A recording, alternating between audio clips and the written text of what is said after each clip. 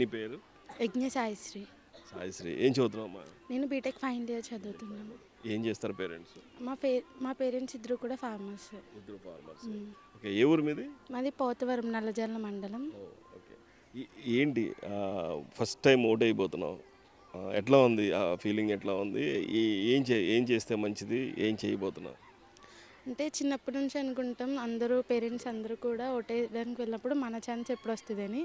So ఎప్పుడైతే మనం first ఓటేయాలనుకుంటున్నామో we want to choose the best, ఒక మంచి నాయకుడిని ఎన్నుకుందాం అనుకుంటాం కదా. సో నేను కూడా అలా మా ఊరి ప్రాంతం మాది పల్లెటూరు. సో మా ఊర్లో డెవలప్మెంట్ అనేది క్రితం వాళ్ళు చేసింది ఎలా ఉంది, ఈసారి వాళ్ళు చేసింది ఎలా ఉంది, మొత్తం అన్ని బేస్ చేసుకుని నెక్స్ట్ టైం ఎవరు వస్తే బాగా చేస్తారు, ఇంకా మా ఊరు డెవలప్మెంట్, డోక్రా మహిళలకి డెవలప్మెంట్, మా మమ్మీ డోక్రా గ్రూప్లో ఉన్నారు. సో వాళ్ళకి ఎలా డెవలప్మెంట్ అవుద్ది, మా ఫాదర్ ఫార్మర్ కాబట్టి మా డాడీకి ఎలా డెవలప్మెంట్, లైక్ ఫార్మర్స్కి వచ్చే నిధులు, మోడీ కూడా నిధులు వేస్తున్నారు. సో మన ఏపీ ప్రభుత్వం నుంచి ఏ నిధులు వచ్చినప్పుడు మా డాడీకి హెల్ప్ఫుల్ అవుద్ది అవన్నీ చూసుకుని వేస్తాం. మేము స్టూడెంట్స్ కాబట్టి మాకు జేవీడీ, ఆర్టీఎఫ్ ఇవన్నీ పడుతున్నాయి కదా.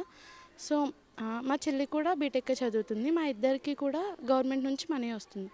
సో అవన్నీ ఆ క్రైటీరియా మొత్తం చూసుకుని మేము ఓటు అనేది వేయాలనుకుంటున్నాము. ఓకే. పేరెంట్స్, ఎందుకంటే ఫార్మర్గా పేరెంట్స్ ఎట్లా ఉన్నారు? మీరు సెలవులకి ఇంటికి వెళ్తూ పొంగల్కి వెళ్ళి వచ్చి ఉంటావు కదా, వాళ్ళ ఫీలింగ్స్ ఎట్లా ఉన్నాయి? వాళ్ళు ఏమనుకుంటున్నారు అక్కడ విలేజ్లో? మా విలేజ్ వచ్చేసరికి మా విలేజ్లో ఇప్పుడు ప్రస్తుతం వైసీపీ ఉన్నది. So they feel happy. Okay, మా ప్రెసిడెంట్ వచ్చేసి అందరికీ అన్నీ బాగా చూసుకుంటున్నారు. రోడ్స్ ఇది వరకు మా ఊళ్ళో రోడ్స్ అసలు బాగుండేవి కాదు. ఇప్పుడు ఎప్పుడైతే వైసీపీ గవర్నమెంట్ వచ్చిందో రోడ్స్ కన్స్ట్రక్షన్ కూడా బాగుతుంది.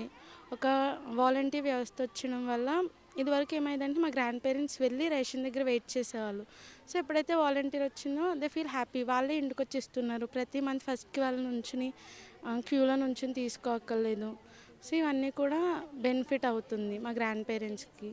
సో మా డాడీ వచ్చేసరికి రైతు భరోసా ఇవన్నీ పడుతున్నాయి కాబట్టి మళ్ళీ ఆ ఊళ్ళో రైతు కేంద్రం కూడా ఉంది. సో ఏమైనా పెస్టిసైడ్స్ కావాలన్నా అవి కావాలన్నా కానీ ఈజీగా దొరుకుతుంది. ఇది వరకు వెళ్ళి ఏం జరుగుద్ది, ఎవరెవరిని అడగాలి అవి ఏం తెలిసేది కాదు. ఇప్పుడు రైతు భరోసా కేంద్రం దగ్గరికి వెళ్తుంటే ఈజీగా వితిన్ మినిట్స్లో అయిపోతుంది వర్క్ అనేది. ఇది వరకు చాలా టైం పట్టేది, కానీ ఇప్పుడు అంత టైం అవ్వట్లేదు, వెళ్ళగానే ఈజీగా అవ్వడం వల్ల సో బాగుంటుంది అంతా కూడా.